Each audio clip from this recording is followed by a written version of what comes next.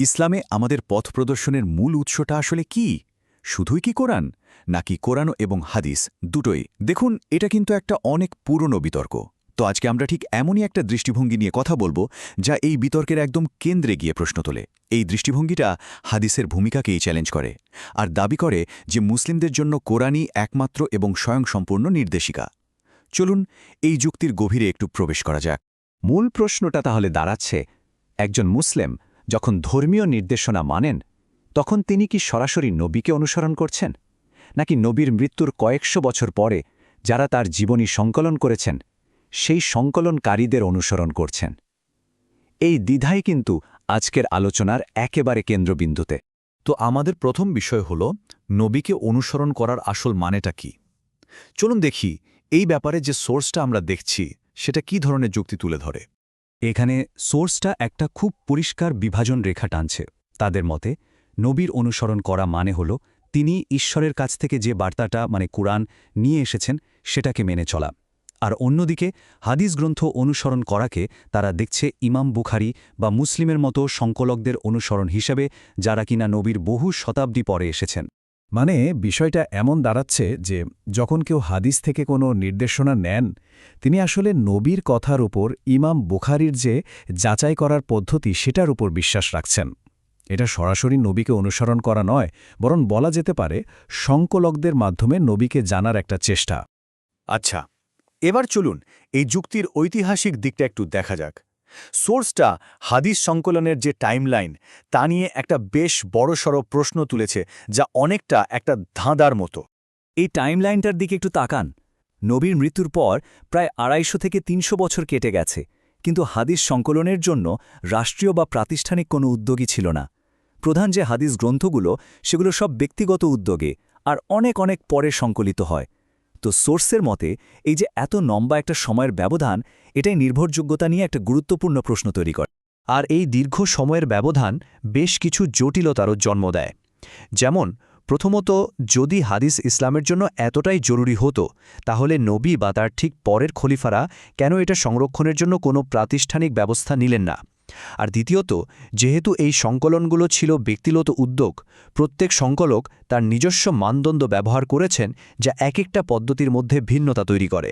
আর সম্ভবত সবচেয়ে অবাক করা তথ্যটা হল, হাদিস বিশেষজ্ঞরা নিজেরাই এটা স্বীকার করেন যে লক্ষ লক্ষ জাল হাদিস মুসলিম ঐতিহ্যের মধ্যে ঢুকে পড়েছে। এই বিশাল সংখ্যাটা কিন্তু হাদিস সাহিত্যের নির্ভরযোগ্যতা নিয়ে যে উদ্বেগ, সেটাকে আরও অনেক জোরালো করে তোলে। তো এই ঐতিহাসিক আর নির্ভরযোগ্যতার সমস্যার শেষ ফলটা কি? সোর্সের মতে এর ফলে মুসলিম উম্মাহার মধ্যে একটা গভীর বিভেদ তৈরি হয়েছে। প্রায় দেখা যায় আলেমরা একই হাদিস নিয়ে দুই ভাগে বিভক্ত। কেউ সেটাকে সহি বলছেন, আবার কেউ সেটাকে জাল বলে পুরোপুরি বাতিল করে দিচ্ছেন। হাদিস নিয়ে এই সব জটিলতার পর সোর্সটা একটা সমাধানের দিকে ইঙ্গিত করছে, আর তা হল কোরআনকে একটি স্বয়ংসম্পূর্ণ এবং পূর্ণাঙ্গ পথপ্রদর্শক হিসেবে গ্রহণ করা। হাদিস সাহিত্যের এই অনিশ্চয়তার বিপরীতে কোরআনকে একটা স্থিতিশীল এবং নির্ভরযোগ্য বিকল্প হিসেবে দেখানো হচ্ছে। যেহেতু বিশ্বাস করা হয় যে এটা ঈশ্বরের দ্বারা সুরক্ষিত, তাই এখানে কোনো পরিবর্তন বা বিকৃতির সুযোগই নেই। এই দৃষ্টিভঙ্গিটাকে আরও শক্তিশালী করার জন্য সোর্সটা সরাসরি কোরআনের আয়াত তুলে ধরছে। যেমন, এই আয়াতে আল্লাহ নিজেই বলছেন যে তিনি এই গ্রন্থের সবকিছুর স্পষ্ট ব্যাখ্যা নাজিল করেছেন, যা আসলের স্বয়ংসম্পূর্ণতার দিকেই ইঙ্গিত দেয়। কিন্তু এখানে একটা সাধারণ প্রশ্ন তো ওঠেই, নবীর দৈনন্দিন জীবন, তার আচার আচরণ, এইসব খুঁটিনাটি জানার জন্য তো হাদিস দরকার, তাই না? কোরআন তো আর সবকিছুর বিস্তারিত বিবরণ দেয় না। চলুন দেখি এই যুক্তির জবাবে সোর্সটা কি বলছে। সোর্সটার মতে এই ধারণাটা আসলে পুরোপুরি ঠিক না, কারণ কোরআনেই নবীর জীবনের অনেক গুরুত্বপূর্ণ দিক উল্লেখ করা আছে, যেমন তার পারিবারিক জীবন, তার স্ত্রীদের আচরণ, এমনকি তার বাড়িতে প্রবেশের মতো ব্যক্তিগত শিষ্টাচারের নিয়মও দেওয়া আছে।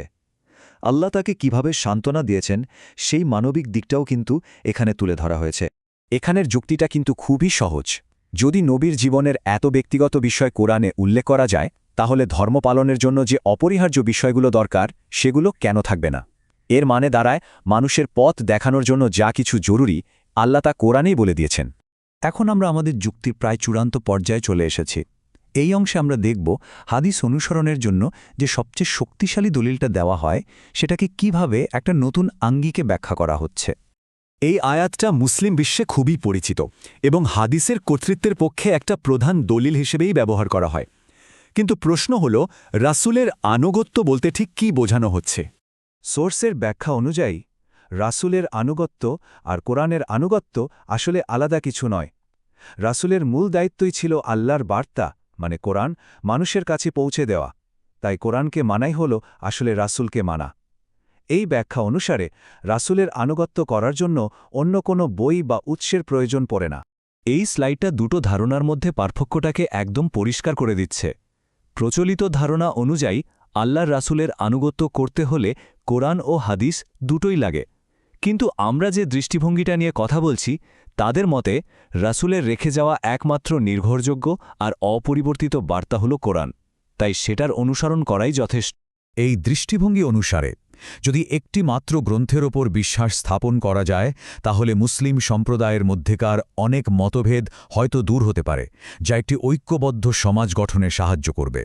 সব মিলিয়ে মূল যুক্তিটা হল, নবী থেকে আমাদের পর্যন্ত যে বার্তাটা ঐশী নিশ্চয়তা সহ সম্পূর্ণ সুরক্ষিত এবং অবিকৃতভাবে এসে পৌঁছেছে, তা হল শুধুমাত্র কোরআন। হাদিসের ক্ষেত্রে এই অবিচ্ছিন্ন সুরক্ষার নিশ্চয়তা নিয়ে প্রশ্ন তোলার অবকাশ রয়েছে। আমরা আমাদের এই বিশ্লেষণটি একটি চূড়ান্ত প্রশ্ন দিয়ে শেষ করছি। যদি একটি গ্রন্থ নিজেই বলে যে সে মানবজাতির জন্য একটি সম্পূর্ণ পথপ্রদর্শক, তাহলে ধর্মীয় নির্দেশনা খোঁজার জন্য অন্য কোনো উৎসের প্রয়োজনীয়তা বা ভূমিকা ঠিক কী হতে পারে? এটা একটা গভীর প্রশ্ন, যা নিয়ে আরও ভাবনার অবকাশ থেকেই যায়।